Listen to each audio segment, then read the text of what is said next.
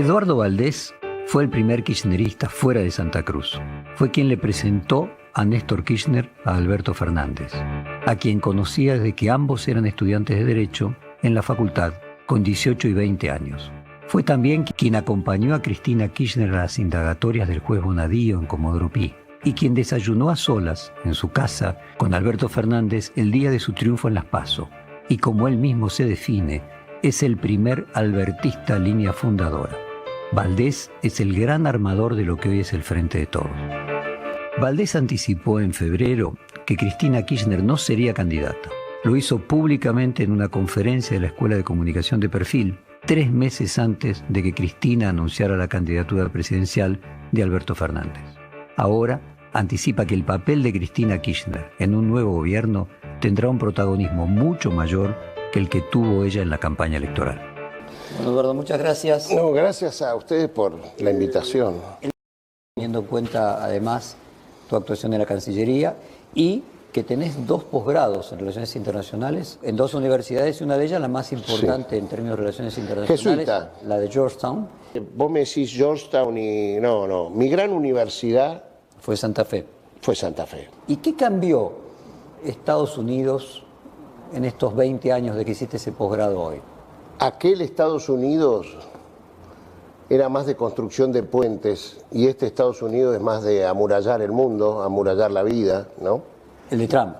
El de Trump, claro. Y teniendo en cuenta eso, creo que vos compartirás que lo que Estados Unidos envía como señal a un eventual nuevo gobierno es que le pide una cosa categórica, que es que declare que Venezuela es una tiranía. Que si declara que Venezuela es una tiranía, va a apoyar a la Argentina en todos los organismos financieros, y si no, todo lo contrario. ¿Qué reflexión te merece eso? Que no está bien, porque creo que la solución de Venezuela... Está claro que en Venezuela hay problemas, de eso no tengo ninguna duda. Todo lugar donde se tiene que ir tanta gente, más de 1 millón de personas, no es distinto mi dolor del ciudadano sirio que tiene que abandonar su país con el ciudadano venezolano. O sea que ahí hay problemas, pero eso se resuelve con diálogo. Pues está claro que esa sociedad está muy fragmentada políticamente, porque cuando van a elecciones, la oposición no logra amalgamar una sola alternativa y gana Maduro. O sea, nadie cuestiona de que los triunfos electorales son, no son con fraude. ¿Viste? Hay grados, ¿no? Puede decir que hay problemas, es distinto a decir que es una dictadura, ¿no? Para vos, los problemas que hay en Venezuela llegan al grado de decir que es una democracia lo suficientemente imperfecta como para que pueda no ser calificada de democracia. ¿Sabés qué pasa, Jorge? A mí me cuesta condenar a todos los países que producen petróleo, terminan siendo, si no son Arabia Saudita, terminan siendo dictaduras para los que manejan el mundo, háblase de Estados Unidos. Porque Saddam Hussein era un dictador, porque Anwar el Gaddafi era un dictador, son todos dictadores. Entonces a veces yo no sé si es una bendición o es una condena que vos seas un país que produce petróleo.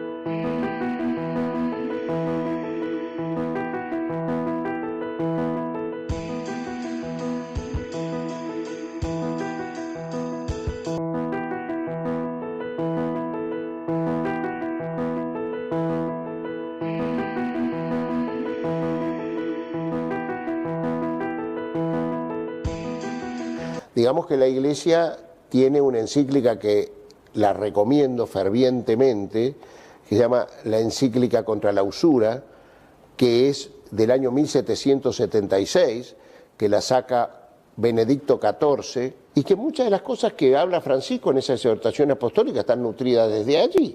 El Papa se siente que a él lo han engrietado, eso seguro. El Papa le llegan los informes de cómo los trolls lo maltratan a él. Aparte, él lee el diario La Nación desde allá y lee como los lectores las cosas que dicen de él. Y eso le duele mucho. Le duele en lo personal porque no pretende ser el papa de un sector.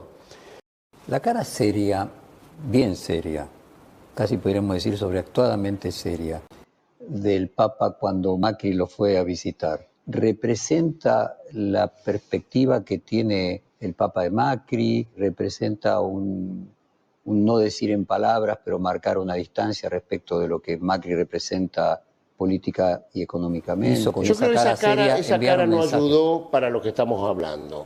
Yo creo que esa cara no ayudó.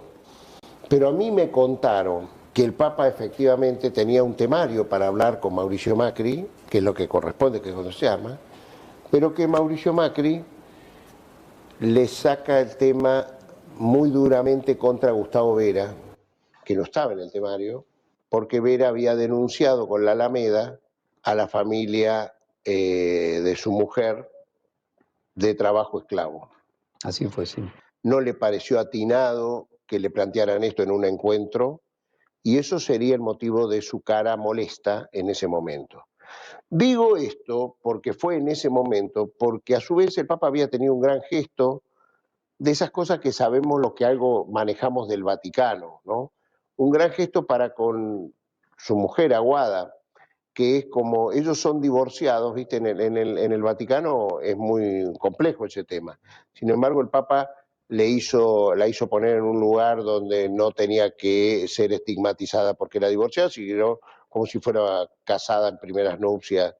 Y entonces, si él venía mal predispuesto de antes, no hubiese tenido ese gesto. Porque realmente Jorge Bergoglio no es de hacer esas cosas. Nunca le vi esa cara en un encuentro. Si hay algo que tiene él es que toda persona que lo saluda cree que ha estado con él durante 5 horas y se conociera de toda la vida. Es una de las grandes virtudes que él tiene. Yo extraño de Roma los miércoles que yo llevaba 60 argentinos a saludarlo a él, y era una cosa que él como rejuvenecía, ¿no? Estaba 3 minutos con cada uno y creían los demás que habían estado, y yo les decía siempre, ustedes van a estar frente al encuentro del argentino más importante de todos los tiempos, y por eso nunca lo vi con esa cara. A mí me parece que puede haber pasado eso, pero bueno,